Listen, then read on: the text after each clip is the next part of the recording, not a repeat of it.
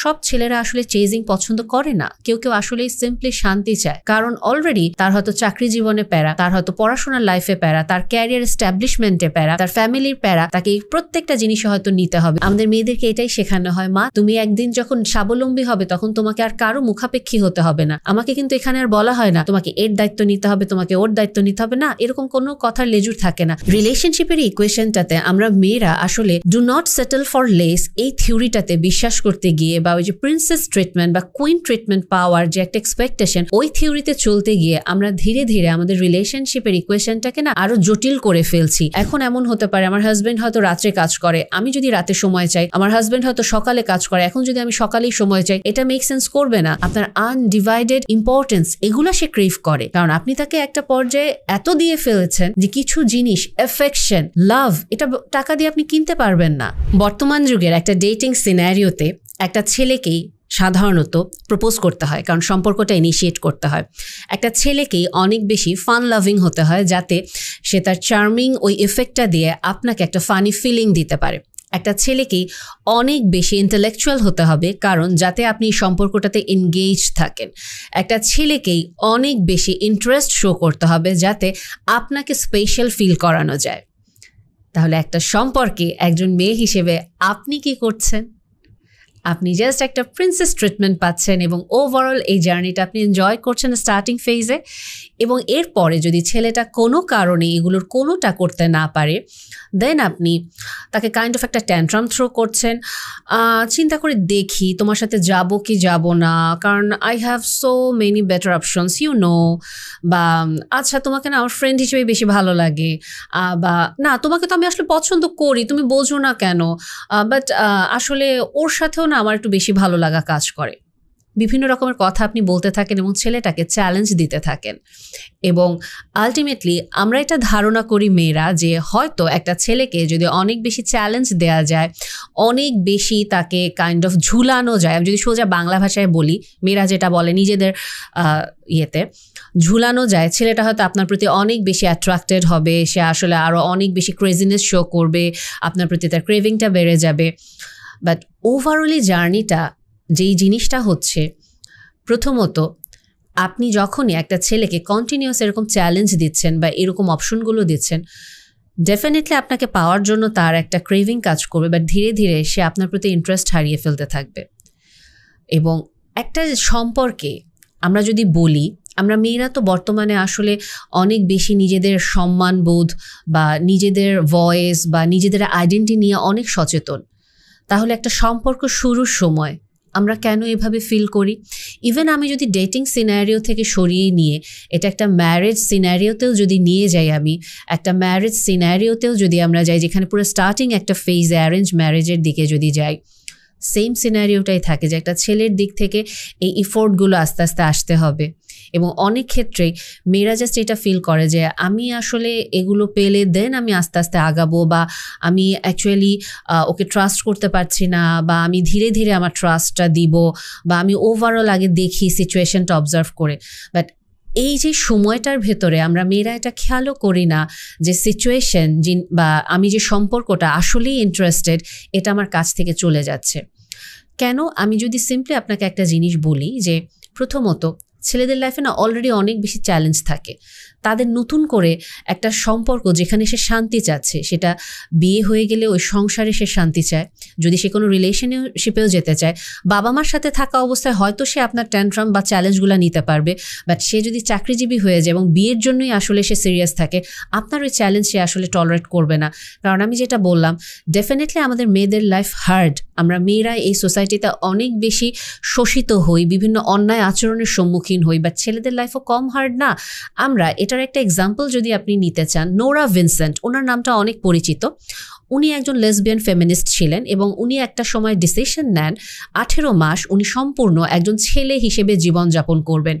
এবং উনি 18 মাস ছেলে হিসেবে জীবনযাপন করতে গিয়ে এতটাই ট্রমাটাইজড হয়ে যান, উনি একটা বই লেখেন, প্লাস ওনাকে মেন্টাল সাপোর্ট নিতে হয়, এবং আলটিমেটলি আপনি ওনাকে নিয়ে সার্চ দিলে ওনার লাইফের হিস্ট্রিও জানতে পারবেন।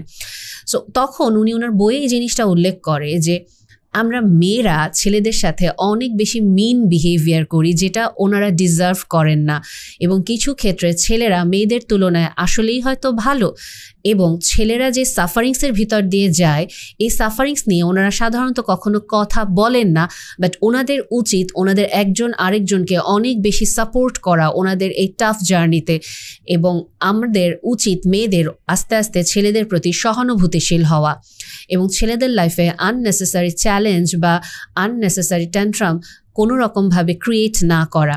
তবে এখানে একটা জিনিস কি, ছেলেরা আসলে কি তাহলে চ্যালেঞ্জ বা চেজিংয়ের ব্যাপারটা কোনটা আসলে পছন্দ করে?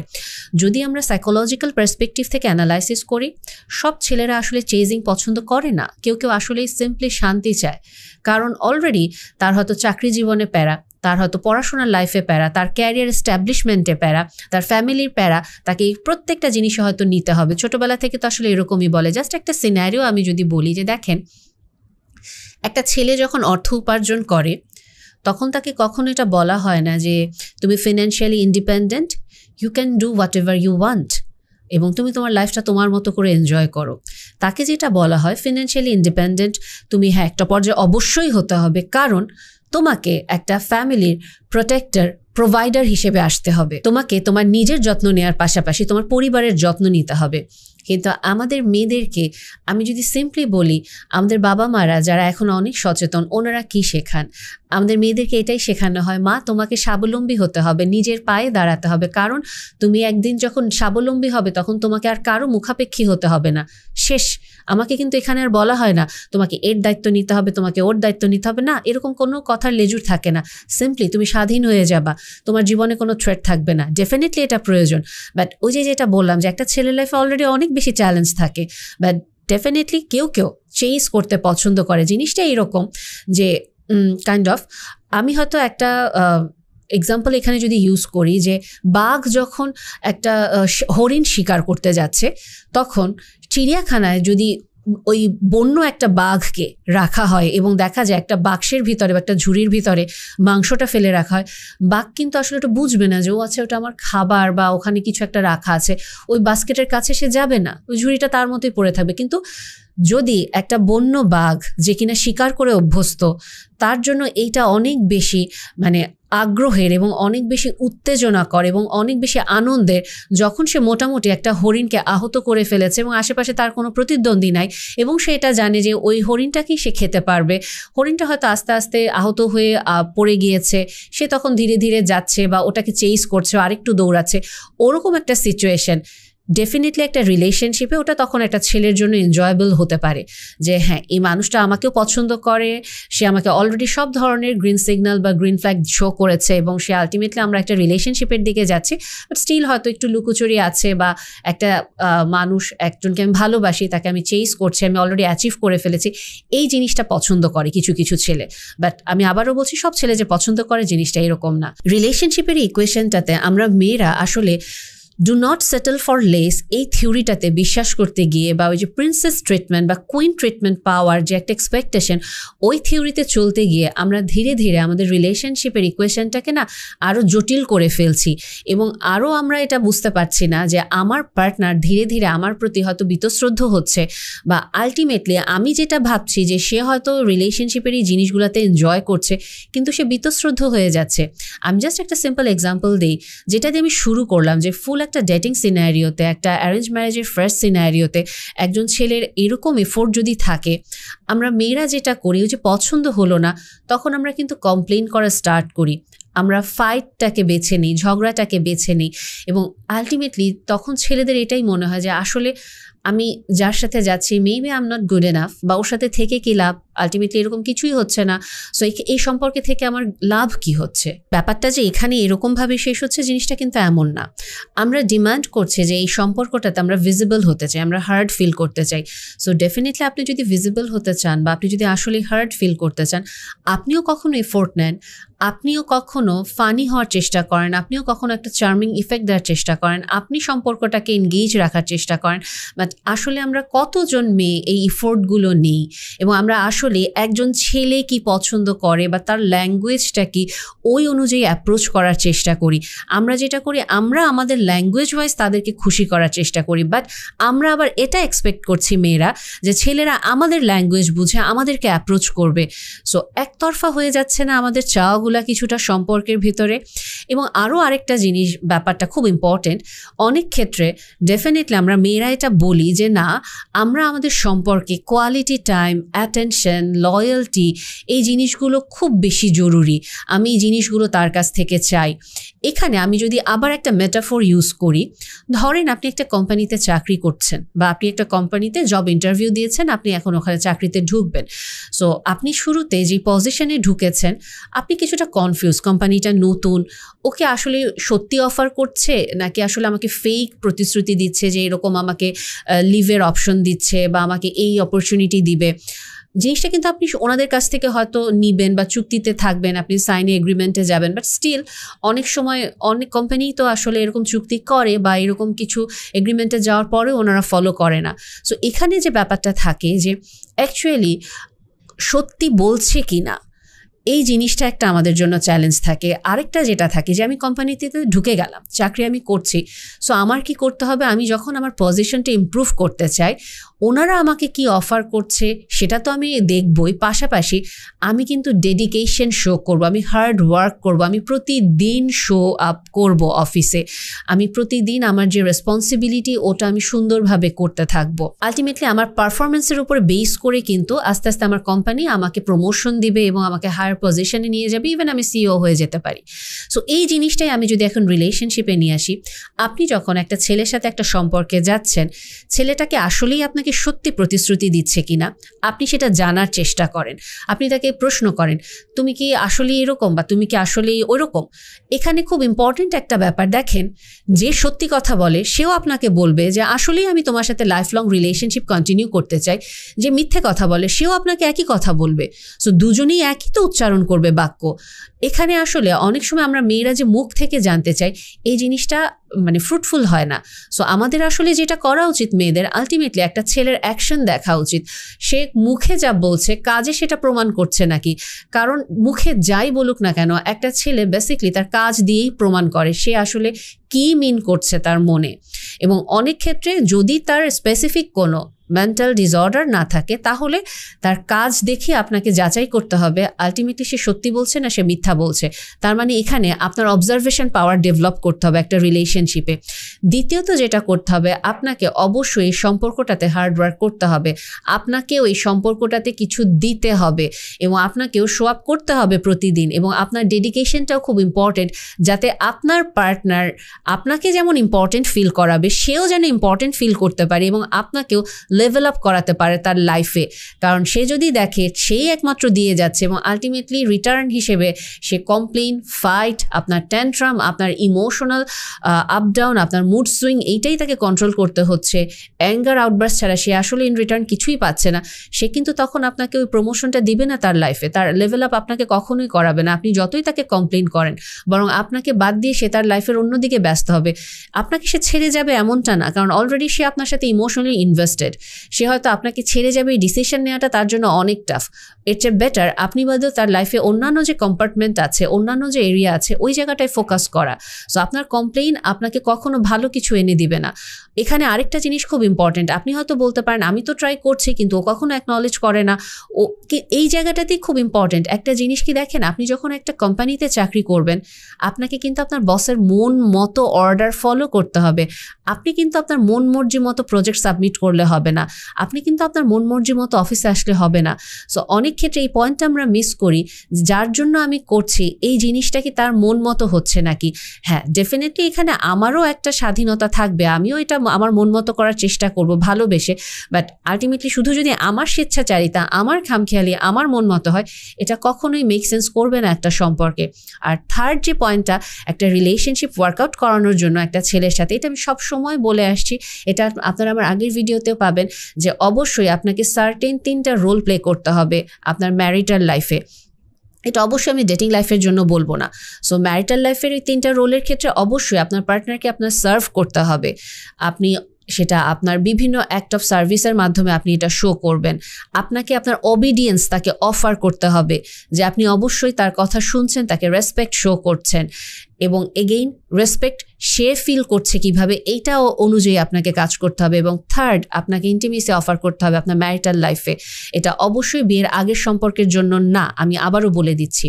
সো ওভারঅল এই জিনিসগুলো যদি একটা সম্পর্কে না থাকে এবং আপনি একজন মেয়ে হিসেবে, একজন স্ত্রী হিসেবে আপনি যদি আপনার হাজব্যান্ডকে এগুলো অফার করতে না পারেন, দেন আপনার সম্পর্কটা ধীরে ধীরে ডিস্টেন্স ক্রিয়েট হবে এবং এটা বেসিক্যালি আপনার নিজের কারণেই হবে।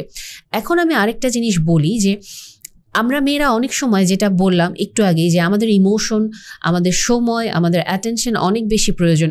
অ্যাট দ্য সেম টাইম আমরা মেয়েরা এটাও ক্রেভ করি যে আমার হাজব্যান্ডের একটা সাউন্ড আর্নিং থাকতে হবে, ফিনান্সিয়াল স্টেবিলিটি থাকতে হবে। সো ওই টাইমটাতেও আপনার হাজব্যান্ড যদি একটা স্ট্রাগলিং স্টেটে থাকেন, ওনার ক্যারিয়ারের উনি খুব ভালনারেবল ফেজ বা এমন একটা জায়গায় আছেন যে উনি হয়তো আস্তে আস্তে উপরে উঠছেন, ওই সময়টাতেও কিন্তু আপনাকে একটু আন্ডারস্ট্যান্ডিং হতে হবে যে ডেফিনেটলি আমি যেহেতু একটা সাউন্ড ফিনান্সিয়াল কন্ডিশন চাচ্ছি আমার লাইফে, আমাকে আমার হাজব্যান্ডকে হেল্প করতে হবে, আমার জন্য টাইম, অ্যাটেনশন এগুলো দরকার। এবং এটা তাহলে আমাকে আমার হাজব্যান্ডের সময়ের সাথে সিনক্রোনাইজ করতে হবে যাতে ওনার কিছুটা সুবিধা হয়। এখন এমন হতে পারে আমার হাজব্যান্ড হয়তো রাত্রে কাজ করে, আমি যদি রাতে সময় চাই, আমার হাজব্যান্ড হয়তো সকালে কাজ করে, এখন যদি আমি সকালেই সময় চাই, এটা মেক সেন্স করবে না। সবার শুক্রবারে ছুটি থাকে, আমার হাজব্যান্ডের হয়তো শনিবারে বা মঙ্গলবারে ছুটি, আমি কমপ্লেইনের পর কমপ্লেইন করে যাচ্ছি, এটাও মেক সেন্স করবে না। কারণ আপনি একই সাথে একটা ফিনান্সিয়াল স্টেবিলিটি চাচ্ছেন, একই সাথে আবার আপনার হাজব্যান্ড যে কাজ করছেন আপনাকে ভালো রাখার জন্য, ওটাও আপনি অ্যাকসেপ্ট করতে পারছেন না, তাহলে বেচারা কোন দিকে যাবে, উনি আসলে কি করবে? সো এই বিষয়গুলো আমাদের মাথায় রাখা উচিত। এতক্ষণ আমি যে পয়েন্টগুলো হাইলাইট করেছি এটা ছিল মেয়েদের জন্য। এখন যদি আমি ছেলেদের জন্য আসি, একটা সম্পর্কে ডেফিনেটলি আপনি যদি ডেটিং ফেজে থাকেন, আপনাকে একটা জিনিস এনশিওর করতে হবে, আপনি আপনার বাবা মার টাকায় যদি আপনার পার্টনারকে বিভিন্ন সময় বিভিন্ন ট্রিট দিতে থাকেন, বিভিন্ন গিফট অফার করতে থাকেন, আলটিমেটলি উনি ব্যাপারটা এনজয় করবে কিন্তু উনি কখনো আপনাকে রেসপেক্ট করবে না। কারণ ওনার কাছে এটাই আসবে, ও তো নিজে কিছু করে না, ওর তো নিজের কিছু নাই, ওর তো ডিপেন্ড করতে হচ্ছে গিয়ে কাইন্ড অফ ওর বাবার সম্পত্তির উপরে। সো ওনার ইন্টারেস্ট তখন অ্যাকচুয়ালি আপনার দিকে নাই। আপনাকে এই পয়েন্টটা বুঝতে হবে। এবং একজন গ্রোন আপ ম্যান যে আসলে রেসপন্সিবল, তার ভিশন বা তার পার্সপেক্টিভ এইরকম হওয়া উচিত। You won't believe what my son asked me the other day. Can I get a Ferrari for my girlfriend's birthday? I looked at him and said, a Ferrari for her birthday? Are you serious? Listen, Junior, don't you dare ask me or your mom for money for things like this. You want to impress someone, you earn it. You work for it. That's what real men do. I told him, do you think I grew up with money? Do you think anyone handed me these trophies or cars? No, I worked every single day to build this life. If you really love her, you'll create something with your own hands. That's how you show her your heart. That's what real men do, not by spending my money. Because love, my son, isn't about how much you spend. It's about how much of yourself you give. যেসব ছেলেরা আপনারা আসলে এরকম একটা স্বপ্নের জগতে বা ফ্যান্টাসির জগতে থাকেন, প্লিজ গ্রো আপ। মেয়েরা কখনোই আপনাকে ডিপ ডাউন ইনসাইড ওই রেসপেক্টটা দেবে না। আপনি নিজের টাকায় কিছুই করতে পারছেন না। সো ডেফিনেটলি আপনার নিজের পায়ে দাঁড়াতে হবে। এবং এখানেও খুব ইম্পর্ট্যান্ট একটা ব্যাপার, আমি এটা সবসময়ই বলি, তারপরেও এখানে একটু বলে যাচ্ছি, আপনি যখন একটা ক্রেজিনেস আপনার পার্টনারের জন্য শো করছেন, একটা ডেসপারেশন শো করছেন, আপনি ওটা শো করতে গিয়ে আপনি আপনি আপনার পার্টনারের এক্সপেকটেশন লেভেলটাকে অনেক হাই করে ফেলবেন এবং আপনি তাকে একটা ফেক একটা জগতে নিয়ে যাবেন যে আমি আসলে এরকম একজন মানুষ। এবং আপনি আলটিমেটলি রিলেশনশিপটা যখন আপনি পার্মানেন্ট কমিটেড হয়ে যাবে, তখন হঠাৎ করে আপনার গা হাত পা ছেড়ে দেবে এবং অদ্ভুতভাবে বিয়ের পরে আপনার পার্টনার আবিষ্কার করবে এই মানুষটা বিয়ের আগে আমার জন্য এরকম পাগল ছিল, এগুলো করেছে, কিন্তু এখন সে কমপ্লিটলি অন্য একটা মানুষ। কিন্তু আসলে আপনি আপনার ট্রু সেলফটাকে ওই ডেসপারেশনের জন্য মাস্ক করে ফেলেছিলেন। আপনার মনে হবে আমি কোথায় ফেক করলাম, আমি তোমাকে ভালোবাসি দেখে পাগলের মতো ওই সময় এগুলো করছে, এখনও ভালোবাসি, বাট এখন তো আর তোমার সাথে সবকিছুতে হ্যাঁতে হ্যাঁ বলার দরকার নাই, নাতে আমার নাতেও হ্যাঁ বলার দরকার নাই, আমি আমার না বলতে পারি, আমার পছন্দ অপছন্দ করতে পারি, আমি এখন গেমস খেলতে পারি, তোমাকে বাদ দিয়ে ফ্রেন্ডের সাথে টাইম কাটাইতে পারি। সো তুমি তো আমার মতো থাকো, আমি আমার মতো থাকি, এখন তো তুমি আমার লাইফে চলেই আসছো। এই জিনিসটা একটা মেয়েকে প্রচণ্ড রকম বিট্রিয়াল একটা ফিলিং দেয় এবং তখনই দেখা যায় সম্পর্কের শুরুতেই একটা টানাপোড়েন স্টার্ট হয়ে যায়। সেটা আপনি অ্যারেঞ্জ ম্যারেজ বলেন, অ্যাফেয়ার ম্যারেজ বলেন না কেন, তখন তাদের কাছে এটাই মনে হয় তুমি এতদিন তাহলে আমার সাথে ফেক ছিলা, কেন করলা তাইলে, তোমার ট্রু সেলফটাই তুমি আমাকে দেখাতে। এবং আরেকটা জিনিস খুব ইম্পর্ট্যান্ট, আমরা ছেলেরা এটা বিশ্বাস করি টাকা পয়সা জীবনের জন্য খুব খুব জরুরি এবং রিসেন্টলি এইটা নিয়ে অনেক ট্রোল হচ্ছে। ডেফিনেটলি এখানে যে পয়েন্টটা আসলে মিসিং, দেখেন এখানে একটা জিনিস আমাদেরকে মাথায় রাখতে হবে যে আপনি একজন মেয়েকে বিয়ে করলেন, আপনার লাইফ পার্টনার হিসেবে নিলেন এবং আপনি তাকে টাকা পয়সা দিয়ে অনেক কিছু কিনে দিতে পারছেন। আপনি তাকে বিভিন্ন রকম ব্র্যান্ডেড ব্যাগ, জুতা, জামা, যা ইচ্ছা তাই আপনি আপনার আর্নিং দিয়ে কিনে দিতে পারছেন। আপনি ধরেন তাকে ব্র্যান্ডেড 50টা ব্যাগ কিনে দিলেন, এরপরে 51তম যে ব্যাগটা আপনি কিনছেন, আপনার কি মনে হয় ওটা ওই মানুষটার লাইফে কোনো ডিফারেন্স ক্রিয়েট করবে, কোনো ভ্যালু অ্যাড করবে? এটা কোনো ভ্যালু অ্যাড করবে না। এবং আলটিমেটলি একটা মেয়ে যতই গোল্ড ডিগার বলেন, যত কিছুই বলেন, একটা মেয়ে শুধু টাকা পয়সা দিয়ে কখনোই ইনভলভ হয়ে আপনার লাইফে কন্টিনিউয়াসলি থাকবে না। এটা একটা ছেলেদের প্রচণ্ড ভুল ধারণা। আলটিমেটলি দিন শেষে একটা মেয়ে, হ্যাঁ, ফিনান্সিয়াল স্টেবিলিটি সে ক্রেভ করে, সে একটা সার্টেন লেভেল পর্যন্ত ফিনান্সিয়াল একটা লেভেল সে চায়। তার পরবর্তীতে লাইফ লং মেয়েদের একটা ক্রেভিংই থাকে, সেটা হচ্ছে গিয়ে আনকন্ডিশনাল লাভ। এবং এটা তার ওই লাভটাকে এভাবে পোট্রে করে, তাকে টাইম দেয়া, অ্যাটেনশন দেয়া, বা তার কথাগুলো একটু শোনা, তাকে একটা আনডিভাইডেড ইম্পর্টেন্স ফিল করানো যে না, তুমি আমার লাইফে ইম্পর্টেন্ট, অন্য কেউ না। এ কারণে অনেক সময় আমি কমপ্লেনগুলো যখন ডিল করি রিলেশনশিপ ইস্যুতে, ম্যারিটাল কাউন্সেলিংগুলোতে, আমার ওয়াইফকে আমি কি দেই নাই, ও যেখানে ঘুরতে চেয়েছে আমি সেখানে নিয়ে গিয়েছি, ওকে আমি মালয়েশিয়া, থাইল্যান্ড, ইউরোপ ট্যুর সব জায়গায় ঘুরিয়ে নিয়ে আসছি। এবং অনেকে বলে এরপরে ওর কমপ্লেনের শেষ নাই আমার প্রতি, আমি ওকে সময় দিই না। কারণ বেসিকলি একটা মেয়ের তার কোর যে ডিমান্ড, সেটা তো আপনার আনডিভাইডেড অ্যাটেনশন, আপনার আনডিভাইডেড ইম্পর্টেন্স, এগুলো সে ক্রেভ করে। কারণ আপনি তাকে একটা পর্যায়ে এত দিয়ে ফেলেছেন যে কিছু জিনিস, অ্যাফেকশন, লাভ, এটা টাকা দিয়ে আপনি কিনতে পারবেন না। এবং এই কারণেই একটা পর্যায়ে আমরা এটা বলি যে হ্যাঁ, ও আসলে গোল্ড ডিগার ছিল, যা আছে সব সম্পত্তি নিয়ে চলে গেছে, টাকার জন্যই ছিল, আবার এখন টাকা বেশি ইনকাম করেছি, আবার এটার জন্য সে চলে গেছে। জিনিসটা এমন না, এখানে বোঝাটাতেই ভুল থাকছে। সো এখানে আসলে আমরা মেয়েদেরকে ব্লেম দিচ্ছি। ডেফিনেটলি মেয়েটারও দোষ থাকতে পারে, মেয়েটাও হয়তো কম্প্রোমাইজ করতে চায় নাই, সিনক্রোনাইজ করতে পারেনি তার হাজব্যান্ডের টাইমের সাথে, হাজব্যান্ডের যে লাভ ল্যাঙ্গুয়েজ ওটার সাথে। এখানে আমরা জানি না সিনারিওটা কী ছিল যেটা নিয়ে ট্রোল হচ্ছে, বাট এই পয়েন্টটাতে আমি শুধু বলবো যে আমরা যদি এটা ভাবি যে আমি একটা পৃথিবীতে একটা মেয়েকে যা ইচ্ছা তাই কিনে দিলে মেয়েটা আমার সাথে থাকবে, এটা সম্পূর্ণ ভুল ধারণা। এই কারণেই আপনি অসম্ভব বড়লোক হয়ে গেলেও, আপনি অসম্ভবে পুরো পৃথিবী একটা মেয়ের পায়ের কাছে নিয়ে এসে রাখলেও, আপনি যে কথাটা বললাম ওই এফেকশন যদি আপনি না দিতে পারেন, সে আপনার সাথে থাকবে না। আজকাল মেয়েরা এটাই বলে যে আমিও চাকরি করি, আমিও উপার্জন করি, আমিও কন্ট্রিবিউট করব, বাট তোমাকে আমাকে ওই অ্যাফেকশন, ওই লাভ, ওই অ্যাটেনশন আমাকে দিতে হবে। তুমি যদি ওটা অফার করতে না পারো, দেন ডেফিনেটলি তুমি আমার জন্য পারফেক্ট না, তুমি আমার জন্য আসলেই না ওই মানুষটা। সো এই পয়েন্টগুলো অনেক সময় আমরা ছেলেরা মিস করে যাই।